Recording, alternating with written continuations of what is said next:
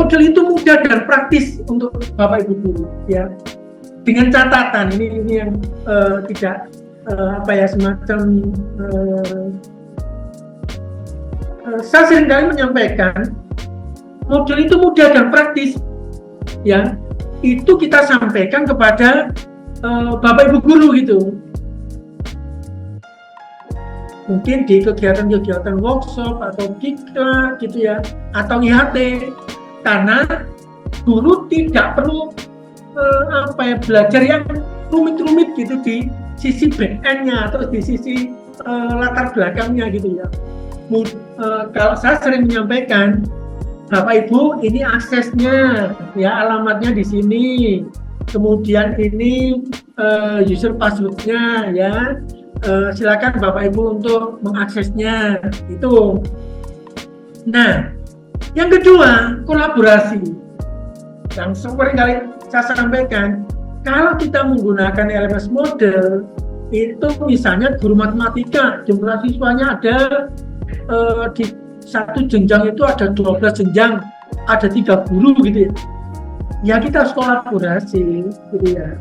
Tidak kemudian masing-masing kelas itu kelas 10A, 10B itu kemudian kita beri satu guru satu kelas begitu. Itu nanti bikin pusing guru juga gitu loh.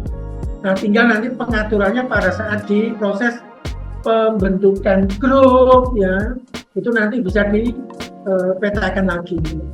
Oh, misalnya di kelas 10A sampai 10B si bulan. Nah, ini nanti dikelola di saat penugasan, di saat nanti ada kuis, baru ada pemisahan di sana. Tapi materi menurut saya itu harus kita kolaborasikan. Supaya apa?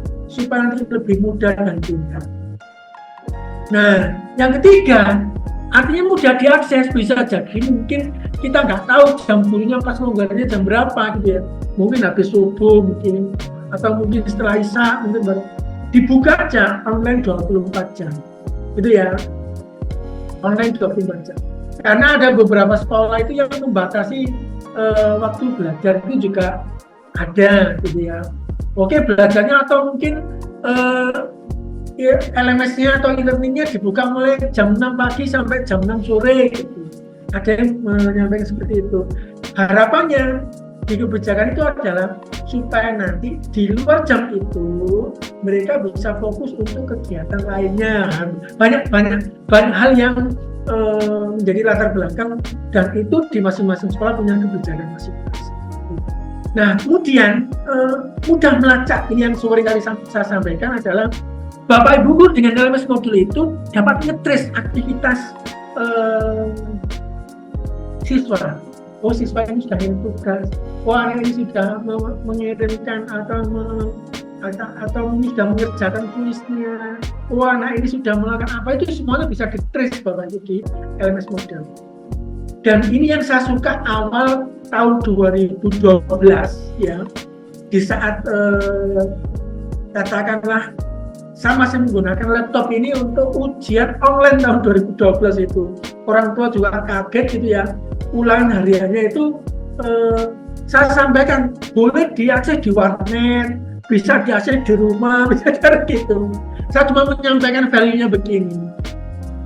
Percuma saya menilainya bagus kalau kemudian hasil kamu contekan atau hasil kamu tidak jujur. Saya menghargai kamu mungkin nilainya 4 atau 5, tapi kalau itu hasil sampean sendiri yang mengerjakannya kuisnya. Betul, jadi saya berikan batasan mulai jam 4 sore sampai jam 9 malam. Mereka mau yang sore sibuk, kerjakan malam. Yang malam sibuk, kerjakan sore gitu ya. Akhirnya pagi-pagi saya anak-anak itu datang semua gitu. Pak, nilai saya jelek mau remedi macam-macam. Ya kita buka remedinya itu, kemudian saya kemarin itu loh Pak, bingung cara mengerjakannya ini. Waktunya habis Pak, ya, namanya masih pertama walaupun sudah dilakukan sosialisasi gitu ya. Tapi saya sampaikan bahwa value yang mau kita tanamkan adalah karakter kejujuran gitu. Sama percuma nilainya 90, 100, tapi kalau hasilnya tidak jujur gitu. itulah yang kemudian saya masih menggunakan laptop, saya masih menggunakan website pribadi begitu ya, per kelas saya jadwal gitu. Awalnya ya memang mendapatkan pertanyaan dari orang tua wali murid, ini ada apa bener Bapak, ini ada ujian kok ada izin ke saya ke warnet gitu. Nah itulah Bapak Ibu. Tapi di balik kemudahan itu ada tantangannya Bapak Ibu. Yang saya jumpai di beberapa tempat, di beberapa sekolah terkait dengan implementasi model ya bagi Bapak Ibu.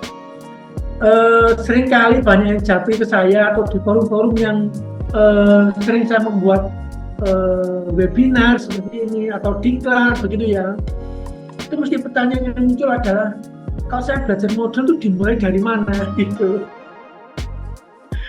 Itu juga sama Bapak Ibu, waktu saya sebelum mengenal model juga begitu, saya belajar LMSA gitu ya, LMSB, saya LMSA itu hampir 1 tahun belajar tahun 2025. Nah ini kok nggak cocok ya, LMSB gitu. Ya nggak cocok juga gitu. Waduh, ini alhamdulillah tahun 2007 saya kenal model 2007, mungkin pas hari lahirnya jago roasting juga ini.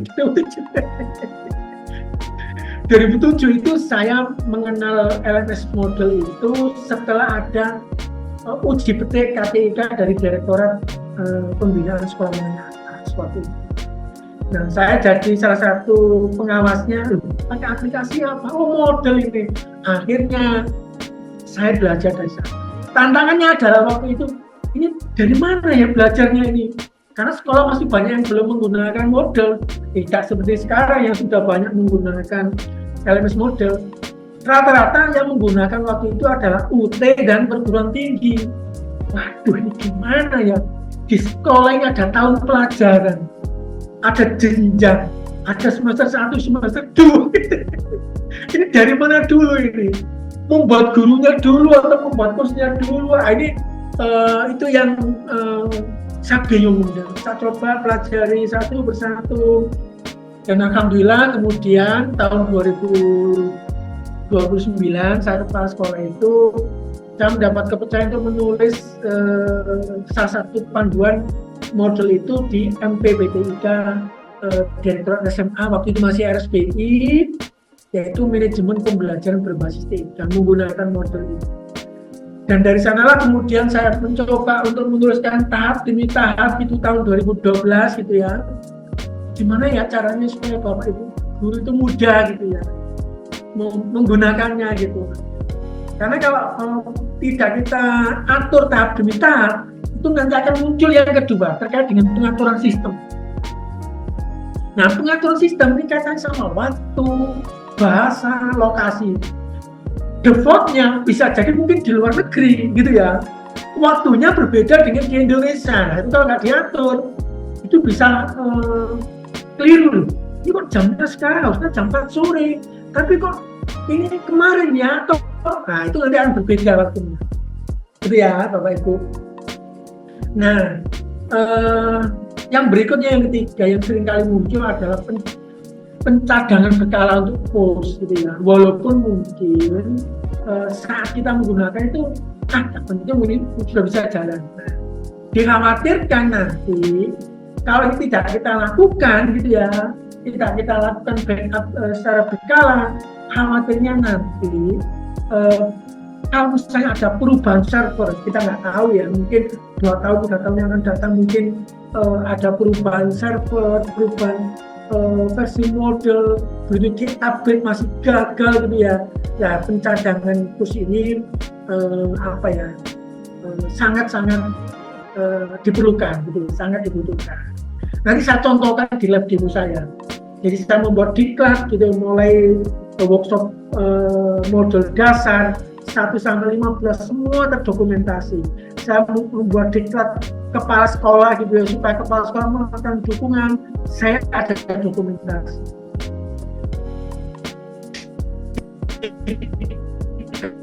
Yang mahir,